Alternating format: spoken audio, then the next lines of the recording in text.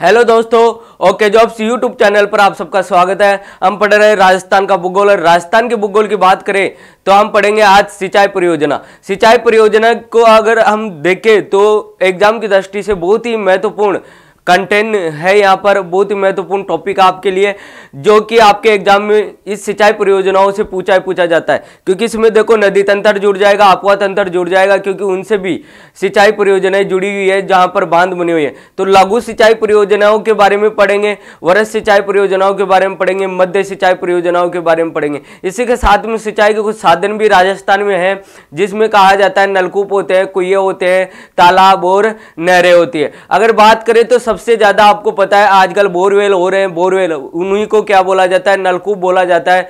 तो ज्यादातर क्योंकि कुएं जो बनाते थे वो पहले बनाते थे, ज्यादा टाइम लगता था, लेकिन आजकल आपको पता है एक 2-4 घंटे में नलकूप तैयार हो जाते हैं और पानी की गहराई भी बहुत गहरी होने के कारण कुएं खोदने में काफी दिक्कत आ रही है। तो ज्यादातर अगर देखा जाए तो नलकूपों से क्या की जा रही है, सिंचाई की जा रही है, यानी बोरवेल ज्यादा लगाए जा रहे हैं। तो सर्वाधिक अगर बोरवेल देखे जाए तो जयपुर जिले में सर्वाधिक बोरवेल कहाँ देखे जाते हैं, जयपुर जिले में देखे जाते हैं। नहरों की बात करें तो आपको पता है सबसे ज्यादा नहरें उत्तरी राजस्थान में, और उत्तरी राजस्थान की बात करें तो श्री गंगानगर, हनुमानगढ़, चूरू, यहाँ तक क्या आ रही है, नहरें आ रही है। जैसे इंदिरा गांधी नहर हो गई, गंग नहर हो गई, सिद्धमुख नहर हो गई। तो इस प्रकार से सबसे ज्यादा जो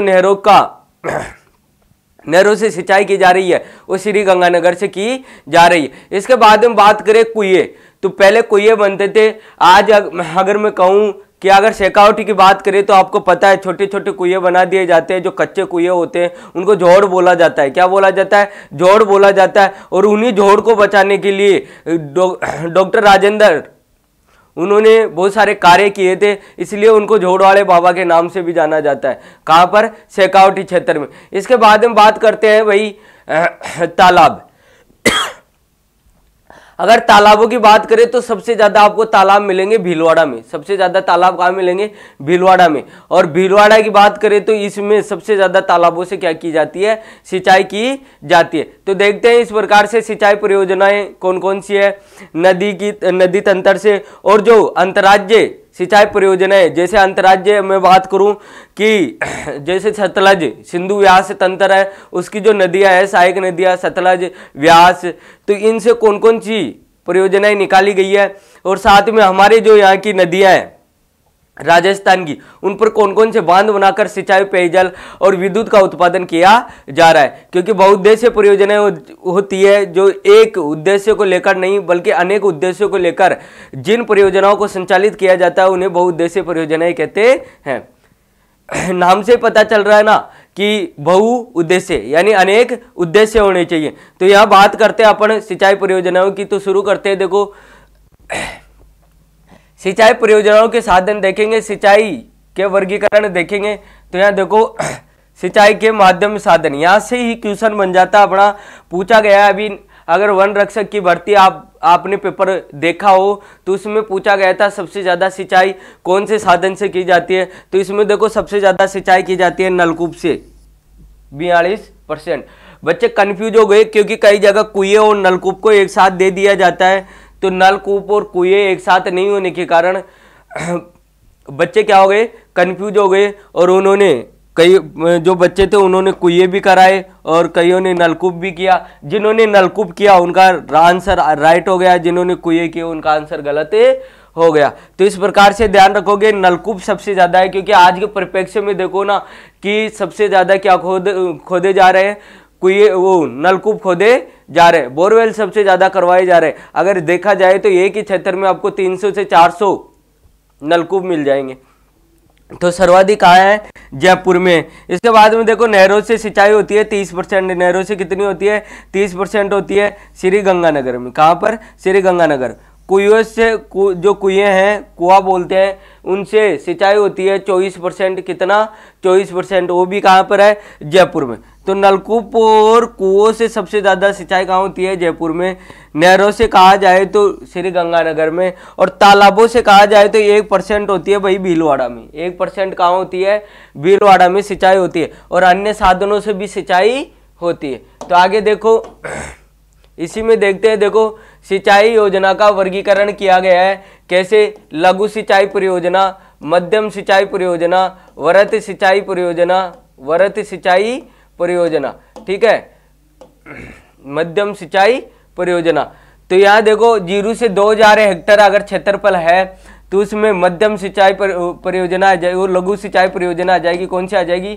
लघु सिंचाई परियोजना आ जाएगी। 2000 से 10,000 तक मध्यम सिंचाई परियोजना आ जाएगी। 10,000 हेक्टेयर के बाद में वृहत सिंचाई परियोजना आ जाएगी। तो यहाँ पर आप ध्यान रखोगे, क्योंकि यह भी क्वेश्चन पूछा गया है कि लघु सिंचाई परियोजना कितने हेक्टेयर भूमि तक होती है, तो ये आपको याद रखना है 0 से 2000 हेक्टेयर तक। इसके बाद में मध्यम सिंचाई परियोजना की बात करें तो 2000 से 10,000 हेक्टेयर तक सिंचाई होती है। वृहत सिंचाई परियोजना की बात करें तो 10,000 हेक्टेयर से अधिक अगर भूमि है, 10,000 हेक्टेयर भूमि है, तो उस पर सबसे बड़ी जो परियोजनाएं हैं, जो अंतर्राज्यीय परियोजनाएं या जो अपने यहाँ राजस्थान में बड़ी परियोजनाएं, उन परियोजनाओं को लागू किया जाता है। इसके बाद में देखो सबसे ज़्यादा जो सिंचाई होती है वो लघु सिंचाई परियोजनाओं से होती है, क्योंकि लघु सिंचाई परियोजनाएं जो अगर देखा जाए उनको, उन परियोजनाओं को लागू करने में एक तो खर्चा कम आता है, साथ में जो क्षेत्र है, जिस क्षेत्र है उस क्षेत्र की जो भौगोलिक संरचना होती है उसके अनुसार उन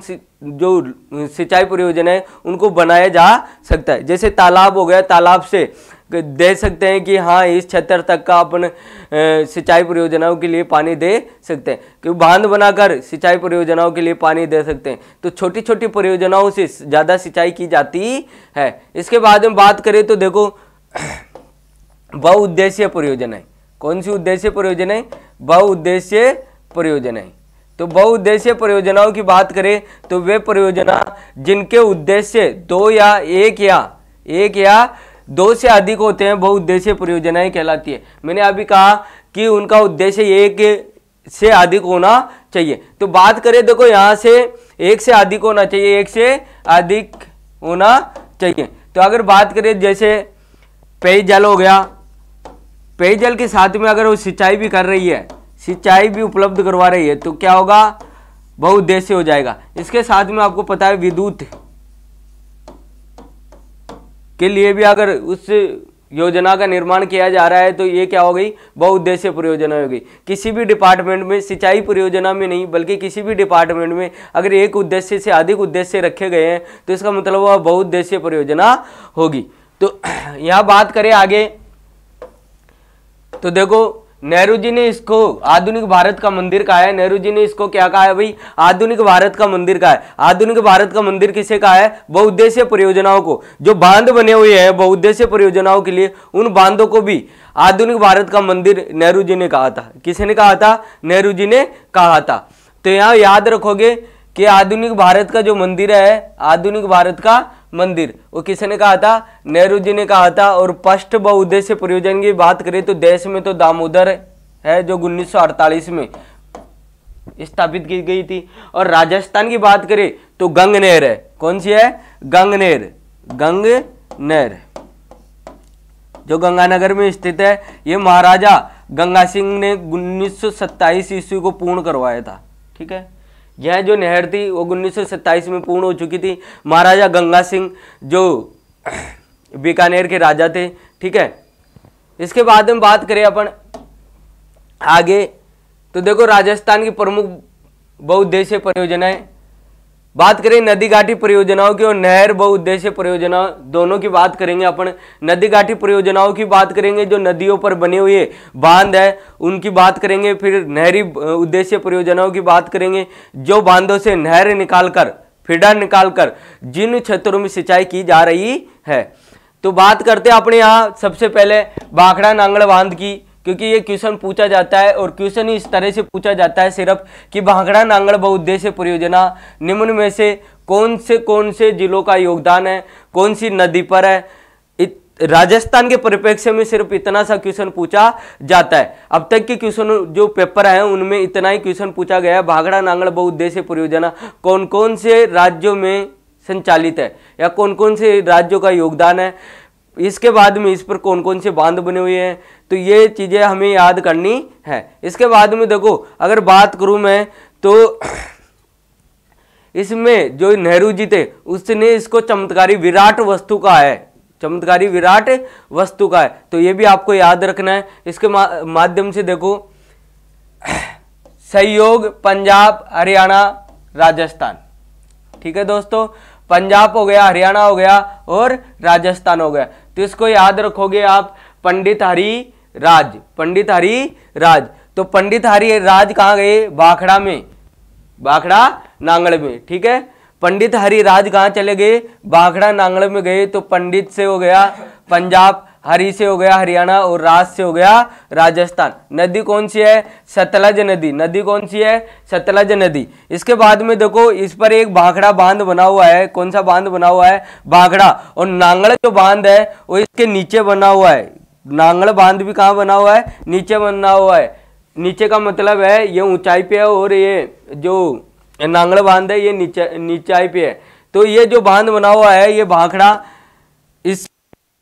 यह भारत का सबसे ऊंचा गुरुत्वीय बांध है। सबसे ऊंचा गुरुत्वीय बांध है 226 मीटर। इसके बाद में देखो, नेहरू जी के द्वारा इसे क्या कहा गया है? चमत्कारी विराट वस्तु कहा गया है। गोविंद सागर झील, कौन सी झील? गोविंद सागर झील हिमाचल में भाखड़ा बांध के पीछे बनी हुई है। कौन सी झील बनी हुई है? गोविंद सागर झील बनी हुई है हिमाचल में भाखड़ा बांध के पीछे। तो इस बांध को देखो, यहाँ से नांगल बांध, इस बांध पर दो नहरें बनाई गई है। तो बात करते हैं दो नहरों की। तो एक दाई नहर है जिसको कहा गया है बिस्त नहर।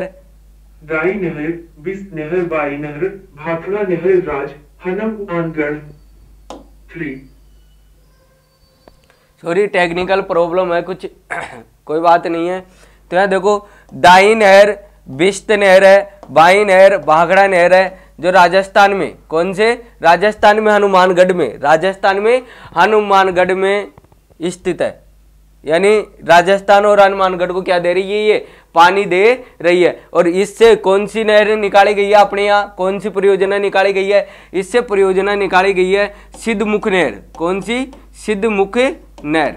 तो ये याद रखोगे, सिद्धमुख नहर।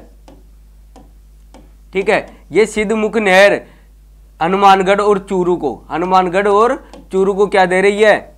सप्लाई कर रही है सिंचाई की। ठीक है, इसके बाद में देखो, भाखड़ा नांगल भारत की सबसे बड़ी बहुउद्देशीय परियोजना है। जो भाखड़ा नांगल परियोजना है ये भारत की सबसे बड़ी परियोजना है। आगे देखो, रावी। आगे कौन सी? रावी। रावी व्यास बहुउद्देशीय परियोजना की बात करें तो आपको पता है इसको व्यास परियोजना भी बोलते हैं। क्या बोलते हैं? व्यास बहुउद्देशीय परियोजना बोलते हैं। यह पंजाब, हरियाणा और राजस्थान, पंजाब, हरियाणा और राजस्थान के सहयोग से बनी हुई है। राजस्थान को इसमें लाभ होता है व्यास परियोजनाओं से। अगर बात करें तो देखो, यहाँ से सहयोग पंजाब, हरियाणा और राजस्थान, पंजाब, हरियाणा और राजस्थान।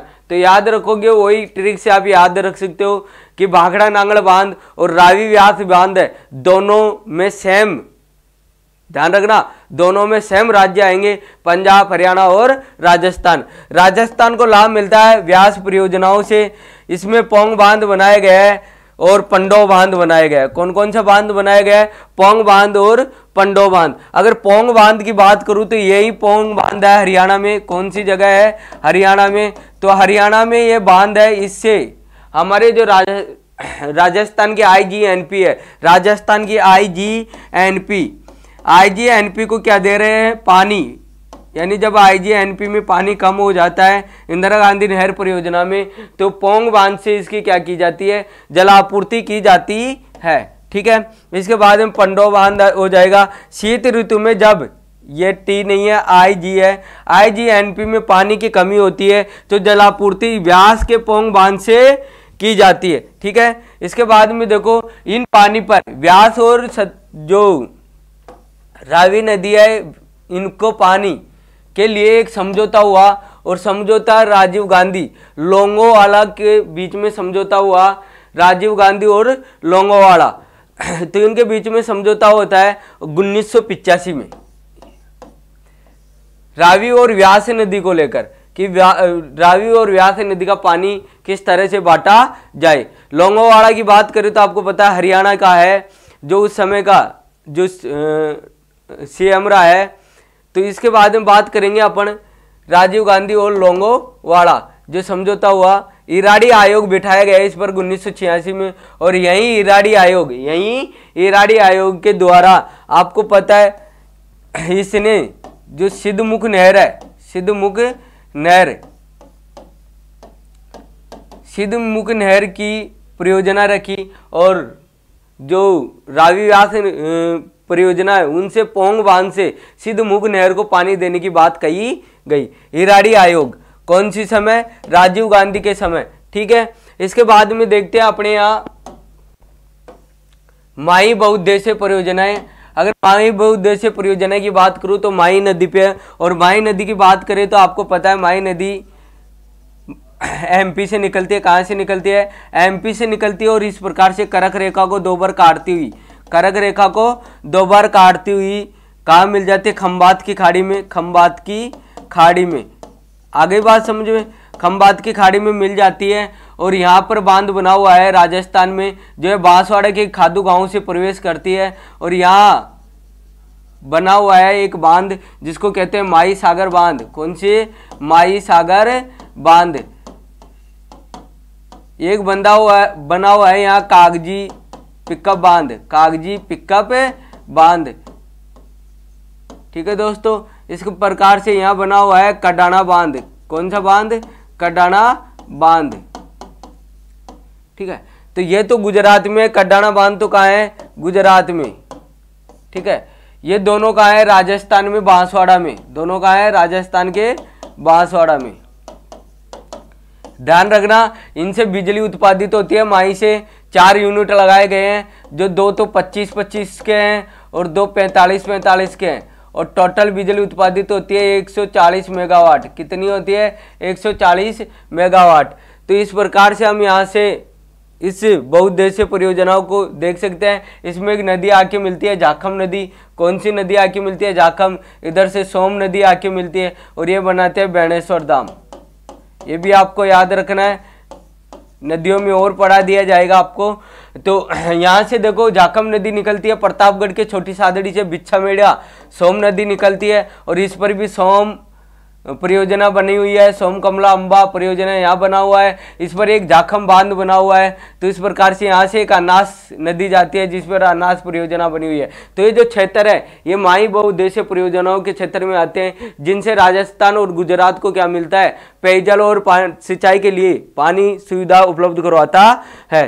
तो यहाँ बात करें सहयोग की तो राजस्थान और गुजरात में, राजस्थान की बात करें तो 45% और बात करें तो 55%। कितना परसेंट? 55% हिस्सा है। इसके बाद में देखो इस परियोजना में माई नदी पर 3 बांध बनाए गए हैं। 3 बांध मैंने बताया, माई बजाज सागर, कागजी पिकअप और कडाना बांध हो गया। तो माई बजाज सागर की बांध करें तो स्थिति है बोरखेड़ा बांसवाड़ा में। यह राजस्थान की सबसे लंबी परियोजना है। राजस्थान की कौन सी लंबी परियोजना है? सबसे लंबी परियोजना है।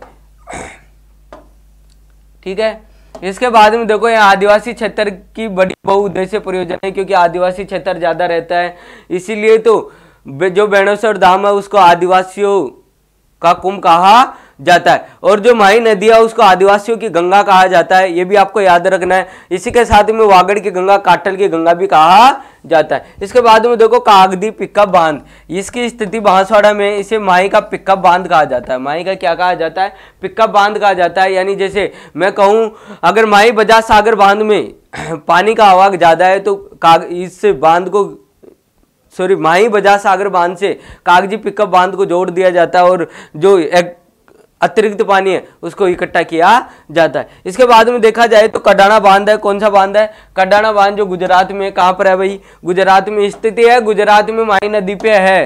कहाँ पर है? गुजरात में माही नदी पर है। ठीक है, तो इसके बाद में बात करेंगे चंबल बहुउद्देश्य परियोजना की। किसकी बात करेंगे? चंबल बहुउद्देश्य परियोजना की बात करते हैं। सहयोग है राजस्थान और एमपी, यानी राजस्थान और मध्य प्रदेश। चंबल बहुउद्देश्य परियोजना की बात करें तो आपको पता है चंबल नदी निकलती है एमपी से। चंबल नदी कहाँ से निकलती है? एमपी से निकलती है। और अपने राजस्थान में 84गढ़, राजस्थान में कहाँ पर? 84गढ़। ठीक है, राजस्थान में 84गढ़ में चित्तौड़गढ़ से प्रवेश करती है। कहाँ से प्रवेश करती है भाई? चित्तौड़गढ़ से प्रवेश करती है। और चित्तौड़गढ़ से प्रवेश करती हुई है बूंदी, कोटा और अपने सवाई माधोपुर, करौली, धौलपुर बहती हुई कहाँ निकल जाती है? यमुना में निकल जाती है, यमुना नदी। ठीक है। इसके बाद में बात करें तो यहाँ एक चूलिया जल प्रपात बनाती है। कौन सा प्रपात बनाती है? चूलिया प्रपात बनाती है। ठीक है। इसके बाद में यहाँ देखा जाए तो एक बांध बनता है चित्तौड़गढ़ में, रावतबाठा में, जिसको कहा जाता है राणा प्रताप सागर, राणा प्रताप सागर बांध।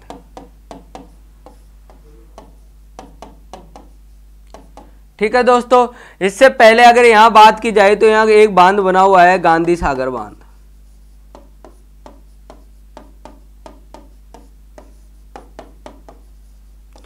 ठीक है दोस्तों। यहां चलेंगे तो यहां एक बांध बना हुआ है जवाहर सागर बांध।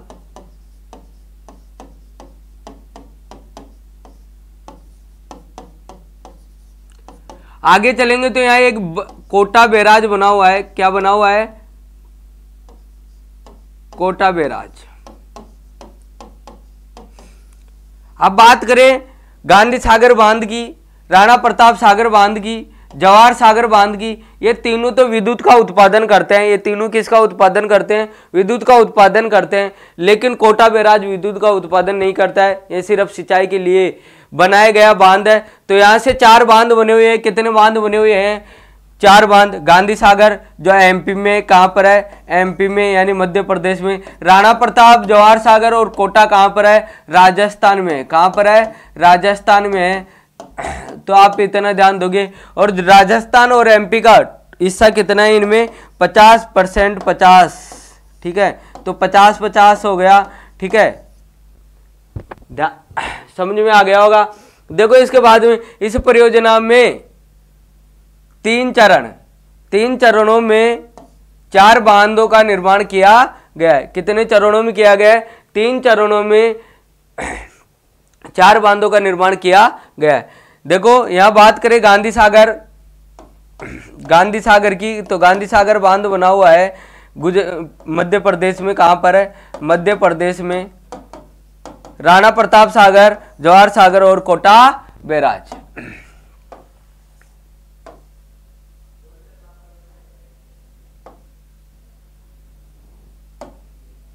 ठीक है। इसके बाद में बात करें तो चंबल का सिंचाई जो बांध है, सिंचाई बांध कहा जाता है किसे? कोटा बैराज को। कोटा बैराज को चंबल का सिंचाई बांध कहा जाता है क्योंकि इससे सिंचाई की जाती है। इससे क्या की जाती है? सिंचाई की जाती है। और इस बांध से 2 नहरें निकाली गई है। कौन सी नहरें निकाली गई है? 2। बांदी नहर कोटा में, बांदी नहर कोटा में, कोटा और बूंदी में। और एक दाई नहर निकाली गई है कोटा 12 एमपी में, कोटा 12 एमपी में। 2 नहर निकाली गई है। लेकिन अगर देखा जाए तो ये 2 जो लिफ्ट नहरें हैं ये महत्वपूर्ण है, क्योंकि अगर देखा जाए तो जो नहर है इंदिरा गांधी लिफ्ट नहर है, यहीं से शुरुआत होती है। इंदिरा गांधी लिफ्ट नहर, ये इंदिरा गांधी नहर परियोजना नहीं है बल्कि इंदिरा गांधी लिफ्ट नहर की बात कर रहा हूँ। यह भी कहाँ पर है? कोटा बैराज में। ठीक है, जो कोटा 12 को सिंचाई सुविधा उपलब्ध करवाती है। देखो यहां से देखेंगे अपन, इस पर 14 लिफ्ट नहरें हैं जिनमें 8 राजस्थान में। कहां पर है? 8 राजस्थान में। तो जो 8 राजस्थान में उनको देखिए एक बार, ट्रिक्स है। दीपक गणेश आ सोजा, दीपक गणेश आ सोजा। दी से हो गया दिगोत लिफ्ट नहर जो कोटा में है। पै से पचैल हो गया, कैसे कचारी हो गया।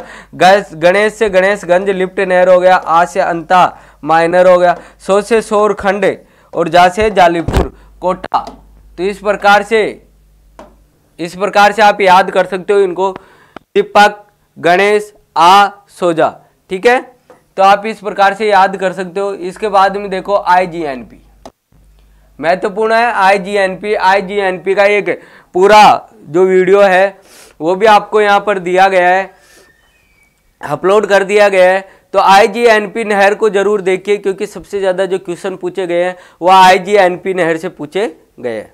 अगर उद्घाटन की बात करें तो आपको पता है इसका उद्घाटन 31 मार्च 1958, 31 मार्च 1958। तो यहाँ देखो मैंने आपको बताया उद्घाटन 31 मार्च 1958 को किया गया था। लेकिन यहाँ उद्घाटन कई जगह जो आप देखोगे गाइडों में उद्घाटन मिलता है, लेकिन एग्जाम में क्वेश्चन पूछा गया है और एग्जाम में इस क्वेश्चन को पता है क्या पूछा गया है, शुभारंभ पूछा गया है। क्या पूछा गया है? शुभारंभ पूछा गया है। और शुभ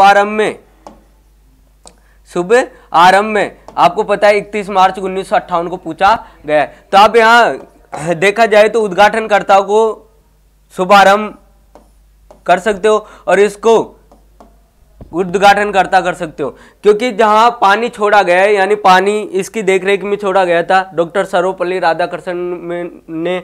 और शुभारंभ देखा जाए तो अगर शुरुआत जिसने की, इसका जो नींव रखना वो गोविंद वल्लभ पंत ने लिखा। तो ये क्या कभी कभी क्या है कंफ्यूज हो जाते हैं, एग्जाम की दृष्टि से देखा जाए तो एग्जाम में ऐसा हुआ है। इस वजह से मैंने यहाँ कन्फ्यूजन आपको दूर कर रहा हूँ कि उद्घाटनकर्ता और शुभारंभ में ध्यान रखना। अगर उद्घाटनकर्ता आ जाए तो अगर उसमें गोविंद वल्लभ पंत दिया हुआ है और सर्वपल्ली राधाकृष्णन भी दिया हुआ है तो आप डॉक्टर सर्वपल्ली राधाकृष्णन करके आओगे, क्योंकि यह शिलान्यास होता है। यह क्या होता है? शिलान्यास होता है, यानी शुरुआत की जाती है, जो नींव रखा जाता है वह 31 मार्च 1958 को रखा। अब इसकी शुरुआत बताऊं मैं कि किस प्रकार से हुई। तो एक आता है नाम कंवर सेन का। किसका नाम आता है? कंवर सेन का। इन्होंने बीकानेर के लिए पानी की आवश्यकता एक पत्र लिखा। बीकानेर के लिए पानी की आवश्यकता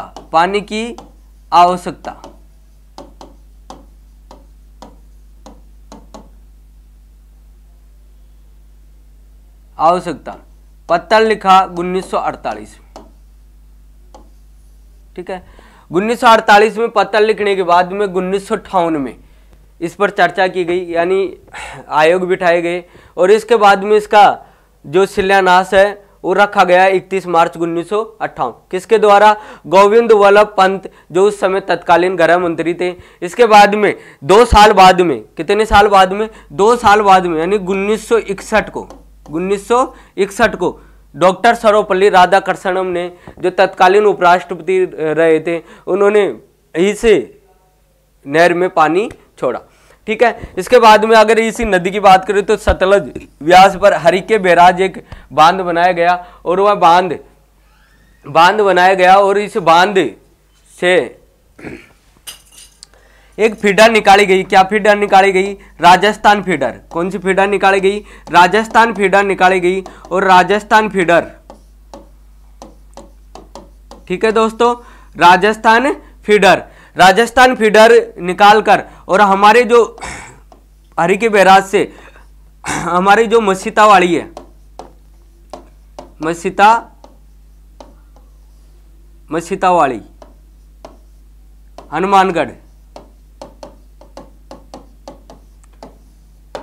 हनुमानगढ़ में इसको इस फीडर की, यानी यहाँ से लेके यहाँ हरिके बैराज से लेके और मसीतावाड़ी तक इस फीडर को बनाया गया और इसकी लंबाई थी 204 किलोमीटर।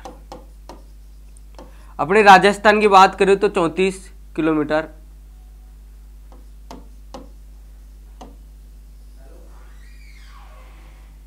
ठीक है दोस्तों, तो इस प्रकार से याद रखोगे। उद्देश्य था सिंचाई पेयजल के लिए जल आपूर्ति करना।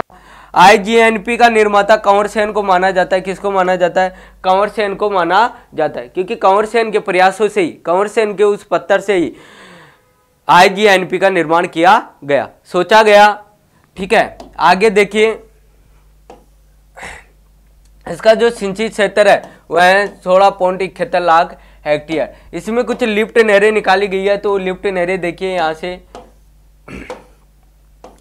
7 लिफ्ट नहर निकाली गई है। कितनी लिफ्ट नहर निकाली गई है? ज्यादातर क्वेश्चन यहाँ से पूछा जाता है लिफ्ट नहरों से, तो आपको लिफ्ट नहरें याद करनी है। आईजीएनपी की सभी लिफ्ट बाईं ओर बनाई गई है, क्योंकि बाईं ओर का धरातल क्या होता है? ऊंचा होता है। और लिफ्ट नहरों की बात करें तो लिफ्ट आपको मैंने पहले भी समझाया था, अब फिर समझाता हूं कि लिफ्ट क्या होती है। जैसे ये नीचे क्या जा रही है? नहर जा रही है। नीचे क्या जा रही है? नहर जा रही है। यहाँ समझा देता हूँ, ये नीचे नहर जा रही है और ये ऊपरी भाग है, ऊपरी स्थान है जहाँ पानी नहीं पहुँच पाता है, तो इस नहर को, पानी को इसमें पहुँचाने के लिए इस नहर के पानी को इसमें पहुंचाने के लिए क्या लगाई गई है, लिफ्ट लगाई गई है। लिफ्ट तो जानते हो, नीचे से ऊपर जाने के लिए अगर देखा जाए बिल्डिंगों में क्या लगाई जाती है, लिफ्ट लगाई जाती है। तो उसी प्रकार से यहाँ पानी को ऊपरी स्थानों में पहुंचाने के लिए क्या लगाई गई है, लिफ्ट लगाई गई है। और उन नहरों को कहते हैं लिफ्ट नहर। समझ में आ गया। तो 7 लिफ्ट नहर है यहाँ और 9 शाखाएं हैं। तो IJNP की सभी लिफ्ट नहर बाईं ओर बनाई गई है क्योंकि बाईं ओर धरातल ऊंचा है। नोट कंवर सेन प्रथम लिफ्ट नहर है और सबसे लंबी लिफ्ट नहर भी। प्रथम लिफ्ट नहर है वो कंवर सेन है और सबसे लंबी लिफ्ट नहर भी है। आगे देखिए इनके 7 पुराने नाम और नया नाम और कौन कौन से क्षेत्र में सिंचाई होती है, ये सबसे महत्वपूर्ण है। यहां से आप ज्यादा से ज्यादा प्रश्नों को हल कर सकते हो। ज्यादातर क्वेश्चन पूछे जाते हैं और इन्हीं में से पूछे जाते हैं कि कौन सा, जैसे पूछा जाएगा आपको कि कंवर सेन लिफ्ट नहर को पुराना नाम क्या है, या पुराने जैसे लूणकरणस्थल लिफ्ट नहर का नया नाम क्या रखा गया है, या कौन कौन से मिलान चिन्ह दे दिया जाएगा कंवर सेन से सिंचाई उपलब्ध होती है। तो आपको बीकानेर गंगानगर दे दिया जाएगा, बीकानेर हनुमानगढ़ दे दिया जाएगा। तो आपको वहाँ कन्फ्यूजन नहीं होना है, इसको एक बार अच्छे तरह से देखना है। देखो कंवर सेन लूणकरण लिफ्ट नहर, मैंने उसमें आपको ट्रिक भी बताई थी। तो कंवर है उसने क्या खाया, लूण खाया। कंवर ने क्या खाया, लूण खाया। तो यहाँ कंवर सेन और लूणकरण लिफ्ट नहर, देखो कंवर और करण ऐसे भी मिला सकते हैं, कंवर और करण, ठीक है। तो यह आ गया बीकानेर और श्री गंगानगर में। कंवर सेन लिफ्ट नहर जो नया नाम है, पुराना नाम लूणकरण लिफ्ट नहर था। इससे सिंचाई उपलब्ध होती है बीकानेर और श्री गंगानगर, बीकानेर और श्री गंगानगर में। इसके बाद में चौधरी कुंभाराम आ जाएगा और गदेली साहिब। चौधरी कुंभाराम कौन है, देखो ऐसे याद कर सकते हो, चौधरी कौन है, साहब है, चौधरी साहब है। तो चौधरी कुंभाराम नया नाम है और गदेली साहब लिफ्ट नहर का है, साहवा है, ये साहवा चूरू में है। तो आपको पता होना चाहिए कि गदेली साहब पुराना नाम है और चौधरी कुंभाराम क्या है, नया नाम। तो इस तरह से याद रखो, नया कौन है, चौधरी और साहब, तो याद रख लो चौधरी साहब, ठीक है। और यह सबसे ज्यादा जिलों को सुविधाएं उपलब्ध करवाता है, यानी सिंचाई सुविधा सबसे ज्यादा जिलों को उपलब्ध करवाता है, हनुमानगढ़, चूरू, बीकानेर। तो इसके बारे में सबसे ज्यादा पूछा जाता है, कंफ्यूज होते हैं बच्चे चूरू और झुंझुनू का नाम सुनकर, ठीक है। तो यहां ध्यान रखना, चूरू और झुंझुनू में चौधरी कुंभाराम लिफ्ट नहर से क्या की जा रही है, सिंचाई की जा रही है। तो इतना याद रखना।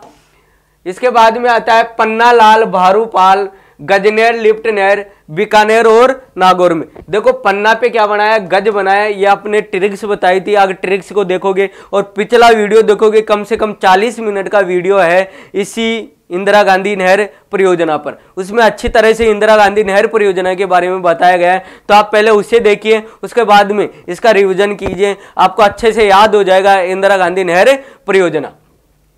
इस यह बीकानेर और नागौर, यानी बीना ने क्या बनाया, पन्ना पे गजनेर बनाया, यानी गज बनाया। पन्ना पे क्या बना दिया, गज बना दिया, किसने, बीना ने। तो बीकानेर, नागौर, पन्ना लाल भारूपाल नया नाम, गजनेर पुराना नाम। तो पहले ध्यान रखना, मैं नए नामों को याद करवा रहा हूं और बाद में पुराने नाम याद करवा रहा हूं। पन्ना ने गज बनाया। इसके बाद में तेजाजी और भेरूजी बराबर है ना भाई, तेजाजी को भी मानते हैं लोग, भेरूजी को भी मानते हैं लोग, देवता है हमारे। तो इस प्रकार से तेजाजी फिर भेरूजी। तो ये आ गया बीकानेर में, ये क्या कहां पर है, बीकानेर में। और सबसे छोटी लिफ्ट नहर, और सबसे छोटी लिफ्ट नहर भी यही है, तेजाजी, ठीक है। पहले नाम था भेरूदान और अब नाम है तेजाजी। इसके बाद में देखो डॉक्टर करणी सिंह लिफ्ट नहर आ गई कोलायत में। तो देखो डॉक्टर करणी सिंह, आपने एक फिल्म देखी होगी किक।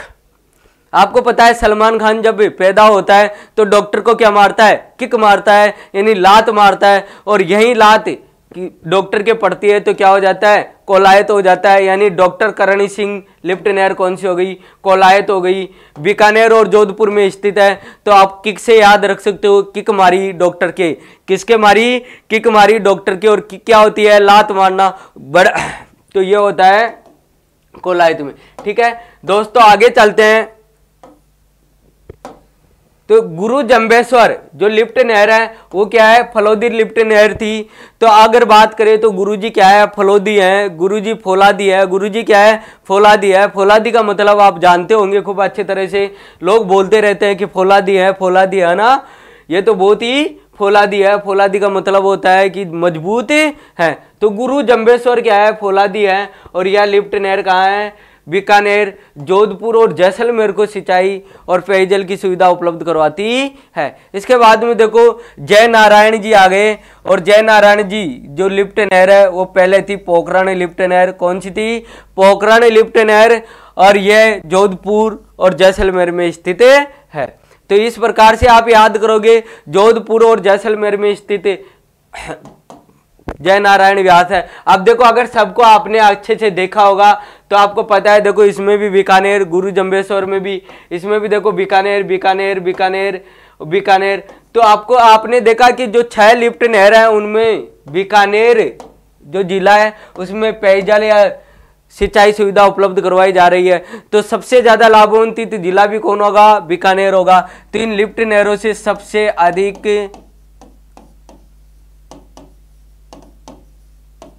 लाभान्वित जिला बीकानेर होगा। कौन सा होगा, बीकानेर होगा। ठीक है दोस्तों, तो ये याद करोगे। इसके बाद में देखिए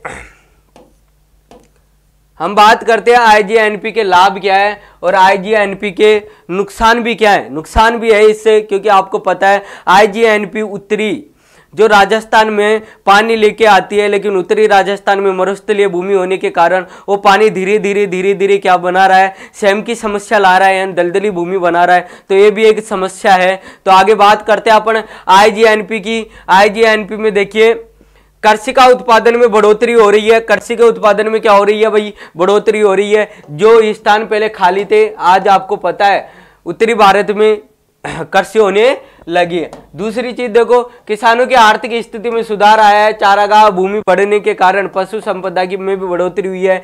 जैव विविधता में बढ़ोतरी हुई है। मरुस्थलीकरण पर नियंत्रण हुआ है। पेयजल के लिए राजस्थान में अमृत क्रांति लाने का श्रेय किससे जाता है, आईजीएनपी को जाता है। अमृत क्रांति क्या होती है भाई, अमृत क्रांति वो होती है जैसे नदियों का पानी को अगर जोड़ा जाए बांधों में, तो ये क्या हो गई, अमृत क्रांति हो गई। तो ध्यान रखना अमृत क्रांति का संबंध किससे है, अमृत क्रांति का संबंध है सिंचाई सुविधाएं, जो सिंचाई सुविधा परियोजना है उनसे अमृत क्रांति का संबंध है। तो आपको याद रखना है अमृत क्रांति का संबंध। इसके बाद में देखो आईजीएनपी से विद्युत का उत्पादन भी किया जा रहा है, जल विद्युत उत्पादन भी किया जा रहा है। औद्योगिक क्षेत्रों को पानी वितरण किया जा रहा है। मत्स्य पालन में बढ़ोतरी हुई है। इको टूरिज्म में बढ़ोतरी हुई है। तो इस प्रकार से कितने लाभ हो गए। लेकिन नुकसान देखो, नुकसान क्या है, नुकसान सबसे बड़ा है लवणीय की समस्या, यानी अधिक सिंचाई के कारण लवणीय भूमि हो रही है। स्वयं की समस्या आ रही है, जो भूमि है वो बंजर होती जा रही है। ये भी एक बड़ी समस्या होती है।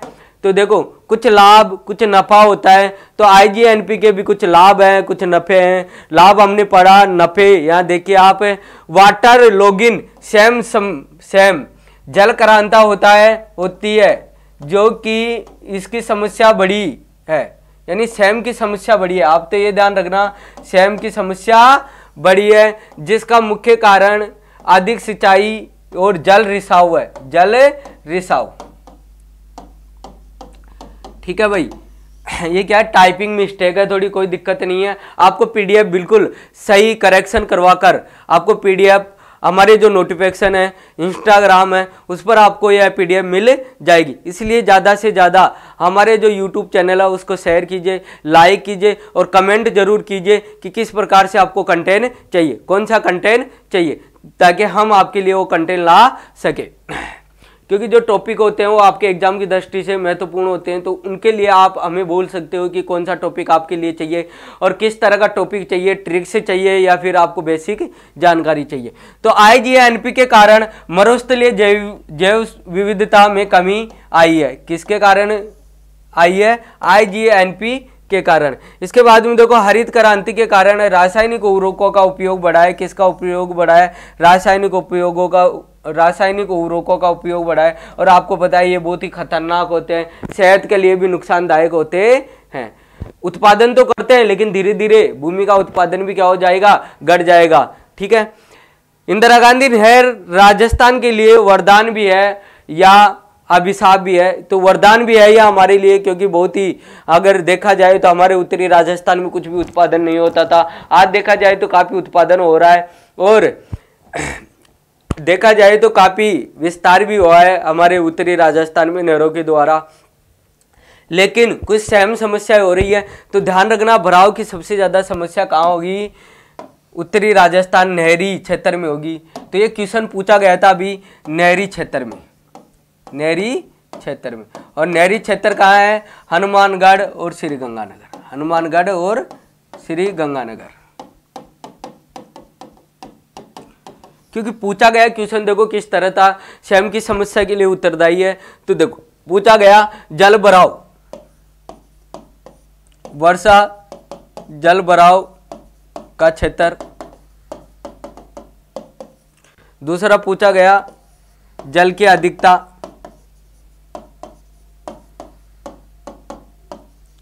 तीसरा पूछा गया नहरी क्षेत्र,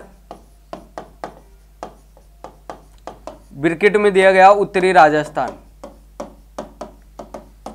इनमें से कोई नहीं। तो पता है आंसर क्या होना चाहिए था, अपना आंसर होना चाहिए था थर्ड, क्योंकि नहरी जो क्षेत्र है उत्तरी राजस्थान उसमें सबसे ज्यादा सेम की समस्या है, सबसे ज्यादा सेम की समस्या पूछी गई थी।